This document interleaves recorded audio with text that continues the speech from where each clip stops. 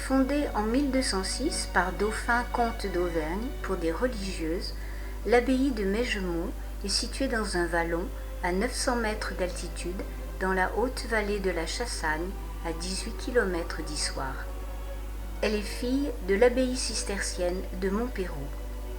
En 1575, au cours des guerres de religion, des Huguenots, avec à leur tête le célèbre capitaine Merle, détruisirent certains bâtiments et notamment une partie des bâtiments conventuels.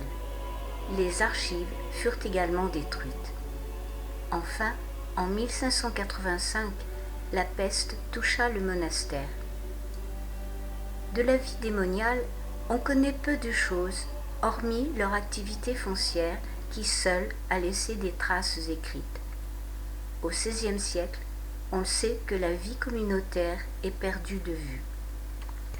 Au début du XVIIe siècle, Philibert de Nérestan reçoit d'Henri IV le bénéfice de l'abbaye cistercienne de Maigemont pour prix de ses services rendus. En 1603, sa fille, la jeune Françoise de Nérestan, devient abbesse de Maigemont et elle rétablit la vie communautaire. En 1611, elle fait échange de son monastère avec son frère Claude, lui aussi abbé, de l'abbaye située à la Bénisson-Dieu, dans la Loire, près de Roanne. Dès lors, ce sont des religieux cisterciens peu nombreux qui occupèrent l'abbaye de Maigemont. La commande et la baisse des effectifs entraînèrent le déclin de l'abbaye. À la Révolution, il ne reste que 3 moines. L'abbaye, l'église et les bâtiments conventuels est vendue en 1793, comme beaucoup d'autres, en tant que bien national et elle devient bâtiment à usage fermier, bergerie, grange à foin, battage du grain. L'église restera bergerie jusqu'à son rachat au dernier propriétaire, éleveur, en 1994 par la municipalité de Chassagne en partenariat avec l'association Les Amis de l'abbaye de Maigemont.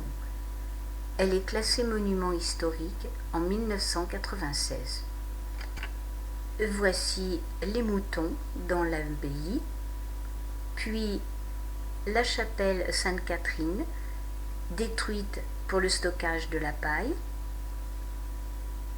et enfin les ruines de la nef en 1992, envahies par la végétation.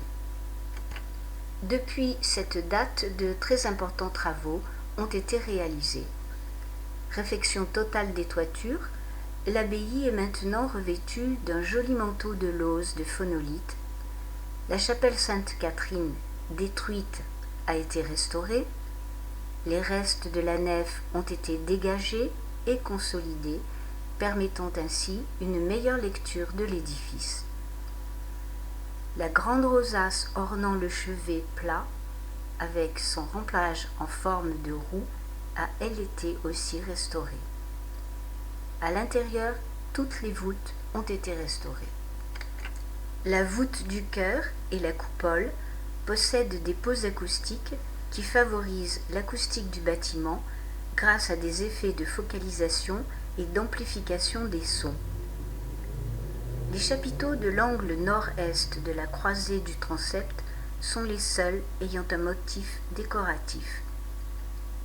Au sud de l'abbaye, le mur d'enceinte a été entièrement rebâti en pierre sèche.